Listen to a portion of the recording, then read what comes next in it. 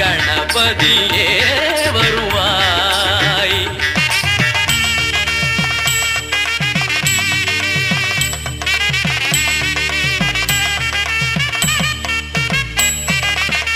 மனம் மொழி மெய்யாலே தினம் உன்னை துதிக்க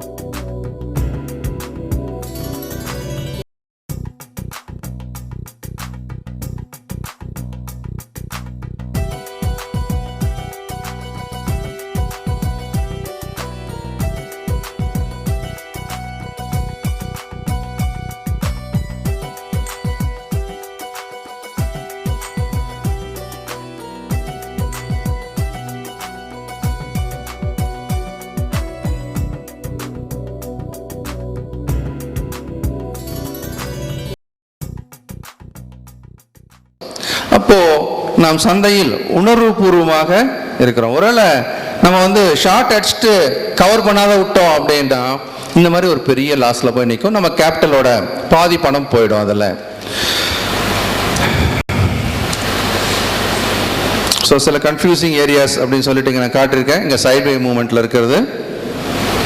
இப்போ ட்ரேடிங் அப்படின்னு வரும்போது பொதுவாக கொஞ்சம் இழப்பு நடந்துடுச்சுனாவே நம்ம என்ன பண்ண ஆரம்பிச்சிடுறோம், அந்த இழப்பை ஈடுகட்டுவதற்காக நம்ம வாங்கி விற்று வாங்கி இந்த மாற்றி ட்ரேட். எப்போ நம்ம மாற்றி 2-3 ட்ரேட் பண்ணுறோமோ கன்ஃபியூஷனுக்கு வந்துட்டோம்னு அர்த்தம். ஸோ கன்ஃபியூஷன் அப்படின்னு வந்துட்டாவே it will lead to wrong decision will lead to loss. அப்போது நாம் தெளிவாக இருக்கும்போது எப்போது இங்கே குழப்பம் வருகிறதோ பொசிஷன் என்னவாக இருந்தாலும் க்ளோஸ் பண்ணிவிட்டு அந்த இடத்த விட்டு காலி பண்ணிடணும். நீங்கள் எப்போது மனது தெளிவு பிறக்கிறதோ நம்ம இதை வாங்கி விற்கணுமா விற்று வாங்கணுமா எந்த லெவலுக்கு மேலே வேலை பார்க்கணும் அப்படின்றது உங்களுக்கு ஒரு தெளிவு இருந்தால் மட்டுமே அந்த ட்ரேடில் நீங்கள் தொடர்ந்து ஈடுபட வேண்டும்.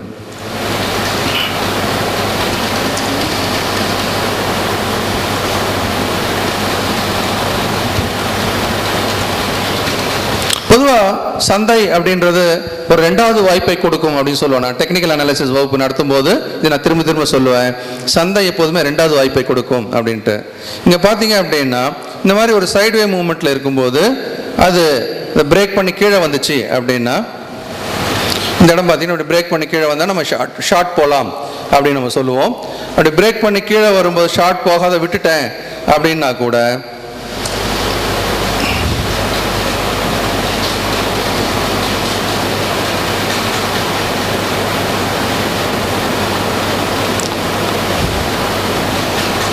அடுத்த வாய்ப்பு அப்படின்றத இங்கே நான் உங்களுக்கு காட்டுறேன்.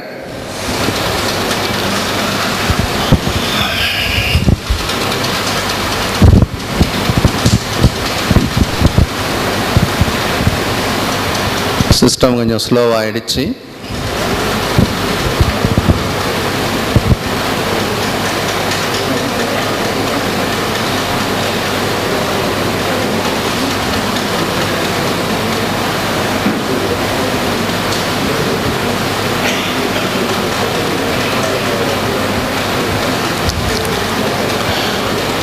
ஓகே, 2வது ஷார்ட் அடிக்கிற வாய்ப்பு அப்படின்ற ஒரு ஸ்லைடு இங்கே இல்லை. சரி, பரவாயில்ல. இங்கே பாருங்கள், பொதுவாக நம்ம இந்த சப்போர்ட்டை உடைச்சி இங்கே ஷார்ட் அடிக்கிறதுக்கு உடனே வேலை பார்க்காம கொஞ்சம் லேட்டாக ஷார்ட் அடிச்சோன்னு வச்சுக்கோங்களேன். நம்ம லேட்டாக ஷார்ட் அடிக்கிறது எங்கன்னா இங்கே ஷார்ட் அடிக்க போல இறங்கி இங்கே ஷார்ட் அடிச்சிடறோம். அப்படின்னும் பொழுது அடுத்தது நமக்கு என்ன நடக்குது அப்படின்னு பார்க்கலாம். அப்போது நம்ம லேட்டாக நம்ம ஷார்ட் அடித்தோம் அப்படின்னா நம்ம ஸ்டாப் லாஸை கிட்ட போடுவோம். அப்போ இந்த இடத்துல ட்ரிகர் ஆகிடும். அப்போது லேட்டாக ஷார்ட் அடித்தா உங்கள் ஸ்டாப் லாஸ் அடி வாங்கும். If your entry is right every thing is right, if your entry is wrong every thing is wrong சொன்ன ஞாபகம் இருக்கா? அப்போ உங்கள் என்ட்ரின்றது உடனே நடக்காமல் கொஞ்சம் லேட்டாக நடக்கும் பொழுது உங்கள் ஸ்டாப் லாஸ் ட்ரிகர் ஆகிறதுக்கான வாய்ப்பு மிக அதிகம். ஷார்ட் ரைட்டு தான், ஆனால் நம்ம லாஸ்ட்டில் தான் வெளியே வரோம் அப்படின்றது ஒன்று. ஓகே, இங்கே பாருங்க, இப்போ நம்ம கரெக்டான இடத்துல ஷார்ட் அடிச்சிட்டோம். நல்லா ஞாபகம் வச்சுக்கோங்க. நான் சொல்கிறது ஒன்று ஒரு இன்சிடென்ட்ஸ். ஒன்று நம்ம எங்கே ஷார்ட் அடிக்கணும்னு நல்லா படித்து வச்சுட்டோம், ஆனால் லேட்டாக ஷார்ட் அடித்தோம், ஸ்டாப் லாஸ் அடி வாங்கிடுச்சு. இப்போ கரெக்டாக என்னாச்சு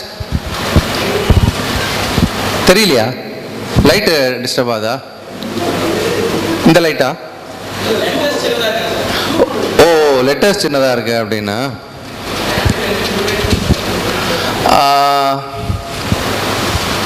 ஓகே. நான் இந்த இதை வந்து அட்ஜஸ்ட் பண்ணலை, அதனால் இப்போ அடுத்தடுத்த ஸ்லைடில் ஓகே எது வரைக்கும் தெரியுதோ பார்க்கலாம். இப்போ அடித்த ஷார்ட் வந்து கரெக்டான இடத்துல ஷார்ட் பண்ணியிருக்கோம். அப்புறம் இறங்கி வருது. இப்போ 171 ஆஃப், அப்புறம் 69 ஆஃப், நான் 2500 1250 ரூபா ப்ராஃபிட்டில் இருக்கிறோம். இங்கே லாபம் இருந்தது அப்படின்னு போட்டிருக்கேன். அடுத்தது பார்த்தீங்கன்னா நம்ம அப்படியே வச்சுக்கிட்டே இருந்தோம், திரும்ப ஏறி எங்கே ஷார்ட் அடித்தோமோ அங்கே வந்துடுச்சு. இப்போ மார்க்கெட்டு முடியும் போது அந்த லாபம் அப்படின்றது கைவிட்டு போயிடுச்சு, ஒரு சின்ன நஷ்டத்தில் போய் முடிஞ்சிருக்கும். ஆக நம்ம கண்ணில் பார்த்த லாபம் எடுக்க வேண்டும் அப்படின்றதுல ஒரு தெளிவு இருந்துச்சுன்னா இந்த 1250 ரூபா இது வந்து நான் இதில் நேச்சுரல் கேஸில் காட்டுறதுனால அந்த தொகையை சொல்லிட்டு இருக்கிறேன். அப்புறம் இன்னொன்று, ஏற ஷார்ட். இந்த ஏற ஷார்ட்ன்றது எப்படி அப்படின்னா நம்ம ஜல்லிக்கட்டு காளை அடக்கிற மாதிரி இல்லை, அப்படியே பிடிச்சி தூக்கு. இன்னும் மேலே போச்சுன்னா இன்னொரு ஷார்ட்டு, மேலே போச்சு இன்னொரு ஷார்ட்டு. ஏதோ நம்ம அடிக்கிற ஷார்ட்டில் அது இறக்கி கீழே கொண்டாந்துற மாதிரி. அவன் எவ்வளோ பேர் இருக்கிறான் இல்லை, இன்டர்நேஷ்னல் மார்க்கெட் வேறு இருக்குது இதில் இல்லையா, கமாடிட்டி அப்படின்னு சொல்லும்போது அது ஏறுனா அப்படி புஸ்ஸுன்னு ஏறுது இல்லை. ஒரு பச்சை கேண்டில் அப்படி ஏறுது, ஒரு பச்சை கேண்டலுக்கும் அடி, ஒரு லாட் அடி, ஒரு ஷார்ட் அடி, ஒரு அடிக்கும்போது இவரோட அந்த சக்தின்றது ஒரு இடத்துல போய் தாண்டிடும். 5 லாட்டு ஷார்ட்டு மார்க்கெட்டு மேலே கும்முன்னு இருக்குது அப்படின்னும் போது முழு பணமும் அந்த ஒரே இடத்துல காலி ஆயிடுது.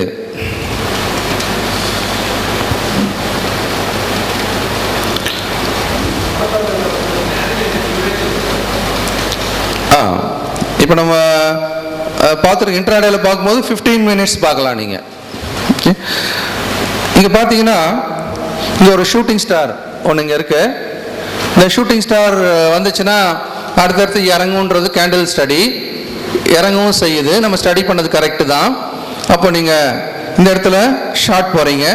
ஜஸ்ட் ஒரு நம்மளுடைய நம்ம பிஹேவியரும் ப்ரைஸ் பிஹேவியரும் ரெண்டையும் கோரிலேட் பண்ணி உங்களுக்கு சொல்லிட்டு இருக்கிறேன், நம்ம எப்படி வேலை பார்க்குறோன்றது.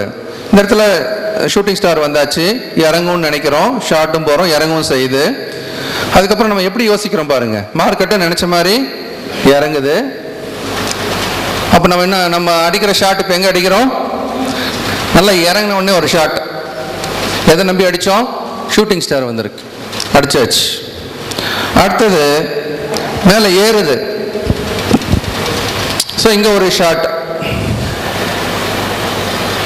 அப்புறம் ரெசிஸ்டன்ஸ் லெவல் கிட்ட வருது, நம்ம என்ன சொல்கிறோம், அங்கே தான் இன்னொரு ரெசிஸ்டன்ஸ் இருக்கு, இன்னொரு ஷார்ட் அடி. ஏன்னா ரெசிஸ்டன்ஸ் பிரகாரம் நான் வேலை பார்க்குறேன். நல்லா ஞாபகம் வச்சுக்கோங்க, நம்ம படிக்கிறதையும் செயல்படுத்துறதையும் ஏடா கூடமாக யூஸ் பண்ணுறதுன்றதான் இப்போ நான் சொல்லிட்டு இருக்கிறேன். படித்தது என்னமோ கரெக்டு தான், அதை அப்ளை பண்ணுற இடத்த பாருங்க எப்படின்னு சொல்லிட்டு. அடுத்தது பார்த்தீங்கன்னா இங்கே நம்ம ரெசிஸ்டன்ஸ் லெவலில் ஒரு ஷார்ட் அடிச்சிட்டோம். அப்போ மனசுக்குள்ளே இன்னொரு வார்த்தை ஓடும், நம்ம எல்லா கேள்விக்கும் உள் மனசுலேருந்து பதில் வந்துன்னே இருக்கும். ரெசிஸ்டன்ஸில் அடி, ஏன் அடிக்கணும், அதான் நம்ம டெக்னிக்கல்ஸ் படிச்சிருக்கோம்ல. ஸோ கன்வின்ஸ்ட், நீ அடிக்க வேண்டிய இடம் இங்கே இன்னொரு ஷார்ட்டு, ஏற்கனவே 2 ஷார்ட்டு, இப்போ 3வது ஷார்ட்டு. அப்புறம் வேகமாக ஏறுது அப்படின்னு மனசில் சொல்லும்போது நிஜமாவா அப்படின்னு முழிக்கிறதுக்கு முன்னாடியே நல்லா மேலே ஏறியாச்சு. அப்போ என்ன நினைக்கிறோம், எல்லாத்தையும் கவர் பண்ணு, கவர். இது வந்து நமக்கும் நம்முடைய உள் மனசுக்கும் நடக்கிற கான்வர்சேஷன். இது புரியுதா, உள்ள ஓடிக்கிட்டே இருக்கும் இந்த நம்ம கான்வர்சேஷன். அப்புறம் முடிகிறப்ப கூட சும்மா இருக்க மாட்டோம். சரி தான் போயிடுச்சுல, உச்சம் போயிடுச்சு, மார்க்கெட் முடிய போகுது, இன்னும் 5 நிமிஷம் இருக்குது, ஒரு சின்னதாக ஒரு ஷார்ட் அடிச்சு திரும்பி கவர் பண்ணிக்கலாமே இல்லை, முடிகிறப்ப ஒரு சின்னதாக ஒரு ப்ராஃபிட் வரட்டுமேனு ஒரு 11:15 ஒரு ஷார்ட் அடிக்கிறோன்னு வைங்க. 11:15 இங்கே ஷார்ட் அடிச்சு அப்புறம் திரும்பி பார்க்கும்போது ஏறி 11:25 11:26 27 அதான் அங்கே அடுத்த பீக்கு அதில் கவர் பண்ணுவோம். அது ஒரு எக்ஸ்ட்ரா லாஸ், கொசுறு லாஸ் மாதிரி. அது இவ்வளோ பெரிய பெரிய லாஸ் பண்ணிட்டோம், முடிக்கிறப்போ ஒரு சின்னதாக ஒரு லாஸ், அந்த மாதிரி முடிகிறப்போ ஒரு ட்ரேட். இந்த மாதிரி தவறுகளும் நாம் தொடர்ந்து செய்கிறோம்.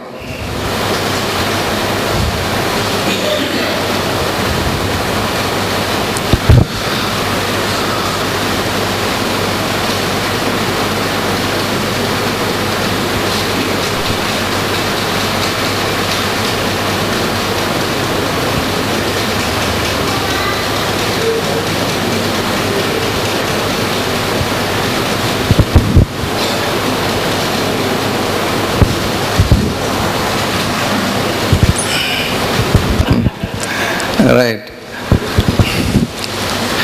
அதாவது நல்லா நான் அந்த ஸ்க்ரீனை போட்டுட்டு கொஞ்ச நேரமாக பேசினே இருக்கிறேன், எல்லார் கண்ணையும் பார்க்குறேன், ஒருத்தர் கண்ணு கூட என்னை பார்க்கல. அது பாட்டுன்னு அங்கேயே பார்த்துன்னு இருக்குது. இன்னைக்கு சனிக்கிழமை, மார்க்கெட்டும் கிடையாது, எது ஓடினாலும் படுத்த கட்டு.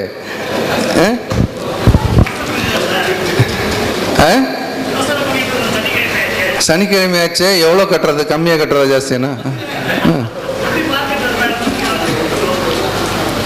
அப்போது இந்த லைவ் ஸ்க்ரீன் அப்படின்றது நமக்குள் ஏற்படுத்தக்கூடிய மாற்றங்கள் என்ன அப்படின்றதுக்காக தான் நான் அதை எடுத்து போட்டிருக்கேன். நான் எது சொல்ல போகிறது ஒன்றுமே கிடையாது. ஒரு ஸ்க்ரீனை போட்டால் நம்ம மைண்டு பாதி காலி, இல்லைன்னா முழுசா காலி. இதில் ரெண்டில் ஏதோ ஒன்று நடக்கும். மொத்தத்தில் காலி. அதுக்கு இந்த லைவ் ஸ்க்ரீன் அப்படின்றத பார்க்கக்கூடாது. தொடர்ந்து நீங்கள் பார்த்து பணம் கட்டுறதுக்கு, என்ன ரேட் போடுறதுக்கு, பஞ்ச் பண்ணுறதுக்கு எல்லாம் போட்டு தான் ஆகணும். போட்டு தொடர்ந்து பார்க்கும் பொழுது நம்மளுடைய கவனம் முழுக்க, ராமாயணத்தில் பார்த்தீங்கன்னா வாலி போய் யாருமே ஜெயிக்க முடியாதுன்னு, வாலின்னு ஒரு கேரக்டர் இருக்காங்கல்ல, வாலி யாருமே ஜெயிக்க முடியாது. ஏன்? எதிராளி யார் வந்தாலும் அவன் பலத்தில் பாதி பலம் இவருக்கு வந்துடும் அப்படின்னு சொல்லுவாங்க. எல்லாம் தோத்துரும். அந்த மாதிரி தான் ஸ்க்ரீனு. எழுத்தாப்பில் யார் வந்து நின்னாலும் அவன் பலத்தில் பாதி பலம், அவன் போயாச்சு. மீதி வச்சுக்கின்னு தான் முடிஞ்ச வரைக்கும் ஆட்டம் பார்க்கணும் நம்ம. அப்போது இந்த லைவ் ஸ்க்ரீன் அப்படின்றது நமக்கு உடன்பாடு இல்லாத ஒரு விஷயம் பொதுவாக. அதுக்கப்புறம் ப்ரொஃபஷனலாக பார்க்கணும். ஜெயபிரகாஷை கேட்டால் வேறு வழி கிடையாது, அவர் வாழ்க்கை புறா தான் பார்த்தாகணும். நம்ம கோபிச்செட்டிப்பாளையம் பேர் என்ன, செல்வராஜுக்கும் வேறு வழியில் அப்படி தான் பார்த்தாகணும். பின்னாடி மேடம் இருக்கிறாங்க, எங்கே இருக்காங்களா? ரைட். ஸோ புரோக்கிங் கமிட்டியில் இருக்கிறவங்க வேறு ஆப்ஷனே கிடையாது, அவங்க பார்த்தாகணும். ஆனால் அவங்களும் தாமரையில் தண்ணீர் போல் பார்க்கலாம். ஏன்னா அவங்க பணம் எதுவும் கட்டலதில்லை. உங்கள் பொசிஷனா சார், உங்கள் பொசிஷன் எதுவோ, உங்கள் பொசிஷன் எதுவோ, ரைட் அப்படின்னு அவங்க கண்ட்ரோல்டாக இருக்க முடியும். ஆனால் பணம் போட்ட நம்ம ஸ்க்ரீனை பார்க்குற ஒரு துணியே வேற. ஆக லைவ் ஸ்க்ரீன் அப்படின்றது, அதாவது இதில் இன்னொரு சிறப்பு அம்சம் என்ன அப்படின்னா, இது வரைக்கும் நமக்கு இங்கே நம்ம வெளியே இது வரைக்கும் உள்ளே உட்காந்து கவனிக்கிறவங்க தாண்டி வெளியில் இருக்க எல்லாரையும் கூட்டு வந்துடுச்சு இந்த லைவ் ஸ்க்ரீன். இப்போ வெளியில் இருக்கிறவங்களாம் எட்டி பார்க்குற மாதிரி ஆயிடுச்சு. ஏதோ ஓடுதுங்க, நம்ம ஏதோ மிஸ் பண்ணிட்டு போகிறோம் அப்படின்ட்டு. ஸோ நான் இதில் ஒன்றும் சொல்லலை, வெறுமனே உங்களுக்கு இதனுடைய தாக்கம் என்ன அப்படின்றத சொல்கிறதுக்காக தான் போட்டேன்.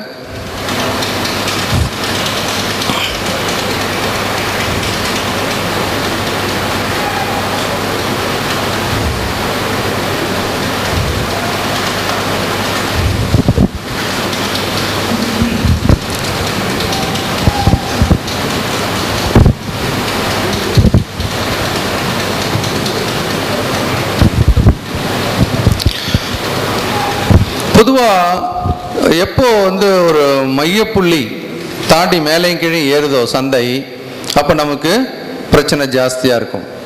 இந்த இடத்துல எக்ஸாம்பிளுக்கு போட்டிருக்கேன். இந்த மையக்கோடுக்கு மேலேயும் போயிருக்கு, கீழேயும் வருது. இந்த இடத்துல குறிப்பாக பார்த்தீங்கன்னா இந்த மையப்புள்ளிக்கு கீழே கொஞ்சம் இறங்கி மேலே கொஞ்சம் ஏறி, இந்த மாதிரி சூழ்நிலையில் தான் நாம் உடனடியாக செய்யக்கூடிய ஃபாஸ்ட் ட்ரேடில் குயிக்காக இழக்கக்கூடிய பணமும், அது நம்மளை பெருமளவு டிஸ்டர்ப் பண்ணுறதும் நடக்கக்கூடிய இடம். அப்படின்றதுக்காக நான் இந்த இடத்த போட்டு காமிச்சிருக்கேன் உங்களுக்கு. இப்போ நீங்கள் பார்க்குறது என்ன அப்படின்னா, வழக்கமாக ஒரு சார்ட் இப்படி தான் நகரும் பெரும்பாலும் அப் ட்ரெண்டில் இருக்கும்போது. ஆனால் நம்ம இந்த மாதிரி ஏறும்போதெல்லாம் இங்கே வாங்கிடுவோம், இறங்க இறங்க அப்புறம் விற்றுருவோம், திரும்ப ஏறும்போதெல்லாம் வாங்குவோம், இங்கே பார்த்தீங்கன்னா விற்றுருவோம், திரும்ப ஏறும்போதெல்லாம் வாங்கிடுவோம், இறங்க இறங்க விற்றுருவோம். ஆனால் ட்ரெண்டு அப் ட்ரெண்டு தான். அப் ட்ரெண்டில் வாங்கி தான் வைக்கணும், இல்லை வாங்கி தானே வைக்கணும். அதுவும் புக்கில் அப்படி தான் எழுதியிருக்கு, அப் ட்ரெண்டில் வாங்கி தான் வைக்கணும். எப்போ வாங்கணும்? நல்லா ஏறும்போது வாங்கணும். ஏறும்போது எப்போ வாங்கணும்? நல்லா ஏறுதுன்றதை கன்ஃபார்ம் பண்ணிட்டு வாங்கணும். அப்போது ஒரு ஏற்றத்திலும் நீங்கள் வாங்கும்போதும் உங்கள் ஸ்டாப் லாஸ் காலி. ஏன்னா நம்ம போட்டு வச்சுக்கிறது அவ்வளோதானே, ஆளுக்கு 500, 1000, 2000 என்ன தொகை வச்சுருக்கிறோமோ அந்த தொகைக்கு ஏற்ப அந்த ஸ்டாப் லாஸ் அடிக்கும். அது போட்ட காசு முழுசாக ஸ்டாப் லாஸ் அடிக்கும். ஏன்னா அந்த ஏற்றத்துடைய ஆரம்பத்துக்கு கீழே நம்ம போட மாட்டோம், ஏன்னா அது பெரிய தொகை அது. அப்போது கண்டிப்பாக இந்த ட்ரேட் லாஸ் தான். ஆனால் தொடர்ந்து ஏறிக்கொண்டே இருக்கும் இந்த பங்கு. நாம் என்றாகும் போதெல்லாம் முழுக்க முழுக்க லாஸ் தான். இப்படி தான் நம்ம பெரும்பாலும் பணத்தை இழந்து கொண்டிருக்கிறோம்.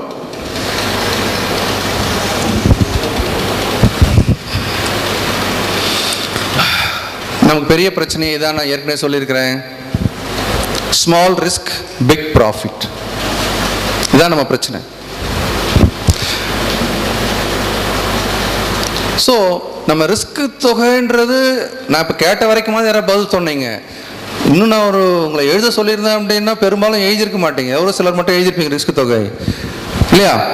ரிஸ்க் தொகைன்றதே நம்ம ஜீர்ணிக்க தயாராக இல்லாத ஒரு தொகை. எதுக்கு சார் அதை போய் கேட்டுக்கிட்டு, நமக்கு வேணான்னு தானே அதை நினைக்கிறோம், இல்லை? அப்போது இந்த ரிஸ்க் அப்படின்ற இடத்துல நாம் ரொம்ப ஒன்று சின்ன ரிஸ்க்கு நினைக்கிறோம், இல்லை ரிஸ்கே வேணான்னு நினைக்கிறோம். ஆனால் இந்த எதிர்பார்த்தோம் என்ன எதிர்பார்க்குறோம்? Big profit. இதனால் பிரச்சனையே பிக் லாஸில் வந்து முடியுது. அப்போது நம்ம ஸ்மால் ரிஸ்க் எடுத்துகிட்டு பெரிய ப்ராஃபிட்டுக்கு நிற்கும் போது வாங்கிட்டோம், எப்பயுமே ஸ்மால் ப்ராஃபிட்டை நம்ம அக்செப்ட் பண்ணுறது கிடையாது. அப்போ பிக் ப்ராஃபிட்டுக்கு இருக்கும்போது அதுவும் போயிடுது. அதே மாதிரி ஷார்ட் அடிச்சுட்டு நிற்கும் போது உங்களுக்கு சின்ன ப்ராஃபிட் கிடைக்குது, அதையும் இழந்துடுறோம். அப்போ நம்ம எதிர்பார்க்கறது என்ன? ஒன்று பிக் ப்ராஃபிட் இல்லை பிக் லாஸ்ன்னு பார்க்குறோம். ஆனால் ரெண்டு பக்கமும் நமக்கு பிக் லாஸ் தான் போய் முடியுது.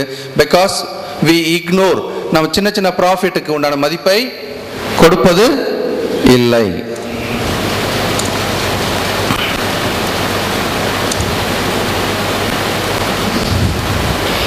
இது காப்பரில் ரைஸ் அண்ட் ஃபால், இது ரீசெண்டாக நடந்த ஒரு விஷயம்தான். இந்த ரைஸ் அண்ட் ஃபாலில் பல குடும்பங்கள் அழிந்தன. அதுக்கு முன்னாடி சில்வரில் அது மாதிரி நடக்கும். ஒரு இரவில் அப்படின்னு பார்க்கும்போது அது 4000, 6000 அப்படி ஏறி 4000 இறங்கும்போது நடந்தது. சில்வரில் அது மாதிரி. இப்போ காப்பரில் ரீசெண்டாக நடந்த ஒரு பிரச்சனை இது. இந்த rise and fall hit lot of people. சின்ன சின்ன ப்ராஃபிட் முக்கியம் அப்படின்றத உங்களுக்கு காட்டுறதுக்கான ஒரு சின்ன எக்ஸாம்பிள் இது. நம்ம கரெக்டாக இங்கே ஷார்ட் போயிட்டோம், கரெக்டான இடத்துல ஷார்ட்டு, அப்புறம் தெர் இஸ் அ ப்ராஃபிட். திரும்ப உங்களுக்கு தெரியும், நான் சொல்லி கொடுத்துருப்பேன் டெக்னிக்கல் அனாலிசிஸில், இது சப்போர்ட்டை உடச்சி கழுப்பும்போது அதுவே ரெசிஸ்டன்ஸாக மாறும், அதுவும் ரெசிஸ்டன்ஸாக மாறிச்சு. ஆக ஷார்ட் அடிச்சுட்டு இங்கே வந்த ப்ராஃபிட்டை எடுக்காமல் நம்ம வெயிட் பண்ணும்போது கடைசியில் இந்த இடத்துல போயிட்டு என்ன பண்ணுறோம்? இந்த இடம் தாண்டும் போது பெருசாக இறங்கணும்னு எதிர்பார்க்குறோம்.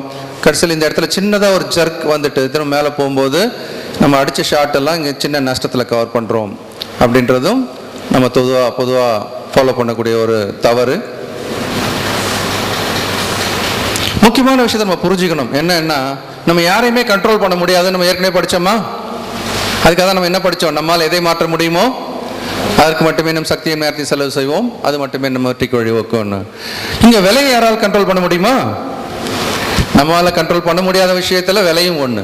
இப்போ விலையை கண்ட்ரோல் பண்ண முடியாத ஒரு சூழ்நிலையில் நம்ம என்ன நினைக்கிறோம்? பொதுவாக wait for the entry price. நான் ஏற்கனவே சொன்னேன் இல்லையா, எந்த இடத்துல வாங்கணும் அப்படின்றது உங்கள் 2 இடம் சொன்னேன். அதுக்காக வெயிட் பண்ணணும். அதே மாதிரி கரெக்டான இடத்துல ஸ்டாப் லாஸ் போட்டுட்டு ப்ராஃபிட் டார்கெட்டுக்காக வெயிட் பண்ணணும். இதுதான் பொதுவான வழிமுறை. அப்போ லைவ் ஸ்க்ரீனை பார்க்கக்கூடாது அப்படின்றதுக்கான வழிமுறை. இதை போட்டிங்க அப்படின்னா நீங்கள் ஸ்க்ரீனை தொடர்ந்து பார்க்க வேண்டாம் அப்படின்றது. ஆனால் நம்ம பண்ணுறது என்ன அப்படின்னு பார்க்கும்போது, இப்போ விலை வாங்கிட்டோம், விலை அதுக்கப்புறம் நமக்கு எகெயின்ஸ்டாக போகுது, என்ன பண்ணிடுறோம்? கடன் கவர் பண்ணிடுறோம். இப்போ திரும்ப அடுத்து என்ன பண்ணுறோம் அப்படின்னா, திரும்ப இன்னொரு தடவை ஏறுது, திரும்ப வாங்கிடுறோம். இப்போ வாங்கணும், இறங்கிச்சு, வித்துட்டோம். திரும்ப ஏறுது, வாங்குறோம், இறங்கும்போது வித்துடுறோம். அப்போது ஒரு சின்ன மூமெண்ட்லேயே நிறைய ட்ரேட்ஸ் பண்ணும்போது இந்த லாஸ் ப்ளஸ் இந்த லாஸ் ப்ளஸ் இந்த லாஸ் அப்படின் போது நிறைய லாஸ் ஆகிடுது நமக்கு. அப்படின்றது தான் முக்கியமான விஷயம்.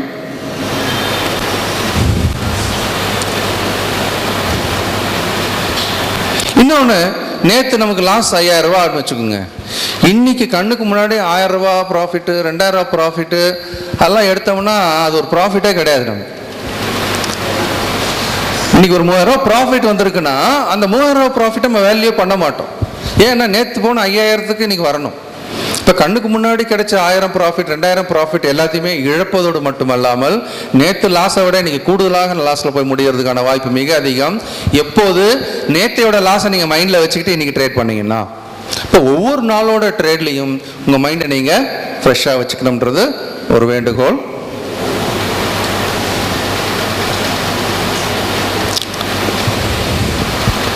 ரிஸ்க்குன்னு வரும்போது நம்ம மினி பற்றி திங்க் பண்ணுறோம். ப்ராஃபிட்னு வரும்போது மெகா லாட் பற்றி திங்க் பண்ணுறோம். ஸோ இதான் நமக்கு ஒரு கான்ட்ரவர்ஷியல் திங்கிங் ப்ராசஸ். அப்போ நம்ம வாங்கணும் அப்படின்னு போது, விற்கணும் போது ஒன்று மினிலே திங்க் பண்ணணும், இல்லை மெகாவில் திங்க் பண்ணணும்.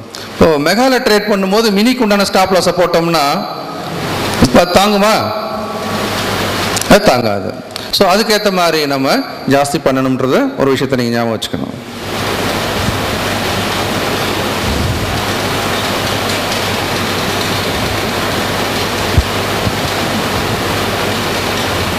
இன்னொரு விஷயம் பார்த்தீங்கன்னா,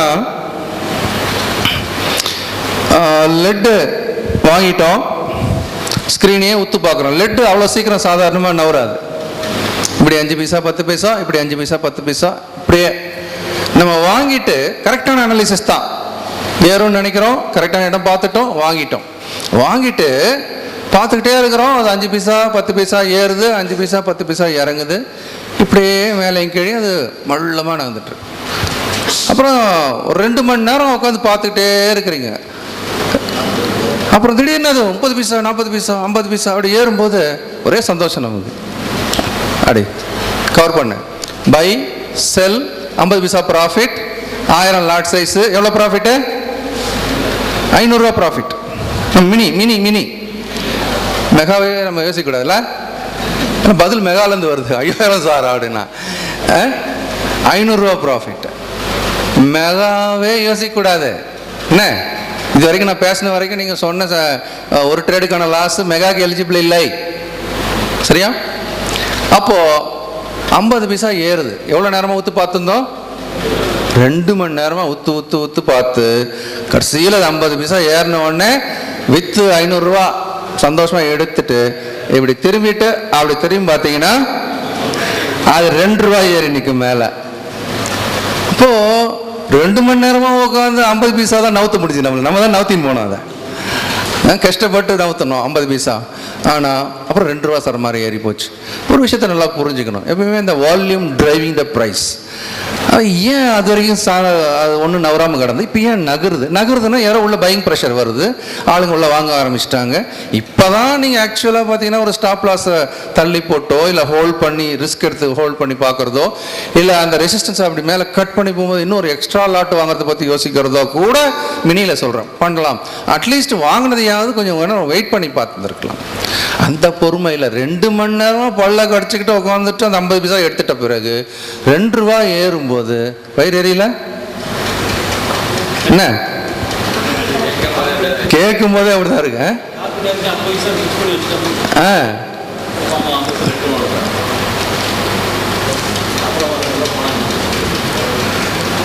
இது 50 பைசா நம்ம டார்கெட்டை ஃபிக்ஸ் பண்ணி எடுத்தோம், நம்ம நவுத்தியில் எடுத்தோம். இப்படி கஷ்டப்பட்டு 5 பைசாவா போதா போதா போதா நம்ம தள்ளின்னு போய் எடுத்தோம். அதாவது டார்கெட்டை ஃபிக்ஸ் பண்ணி தான் நம்ம வீட்டுக்கு போயிட்டு இருப்போமே. 2 ரூபா மேலே போட்டு ஸ்டாப் லாஸ் எங்கே போடப்பா எதை அடிச்சிச்சோ ஃபோன் பண்ணி சொல்ல அப்படின்னு சொல்லி போயிருப்போமே. ஆனால் அது போயிடுச்சு. இப்போது இந்த ட்ரேட் அப்படின்றதுல நம்ம எப்படி அனலைஸ் பண்ணணும், எப்படி பொசிஷன் எடுக்கணும், நம்மளுடைய எமோஷன்ஸை ஓரமாக வச்சுட்டு அனலிட்டிக்கலாகவே அதை நம்ம டீல் பண்ணணும். அதே சமயம் என்ன டார்கெட்டுக்கு எய்ம் பண்ணுறீங்களோ அதுக்கு வெயிட் பண்ணுறது கூட தப்பு கிடையாதுன்றது ஒரு கான்செப்ட். பொதுவாக நீங்கள் எப்படிப்பட்ட ஆளுன்றது பொறுத்து, சின்ன சின்ன ப்ராஃபிட்டுக்காக கேம் ஆடுறீங்களா, இல்லை இந்த ரிஸ்க்கு அந்த ப்ராஃபிட்டுக்காக நான் வெயிட் பண்ணுறேன்னு ஆடுறீங்களான்றது ஒரு தெளிவு வேணும்.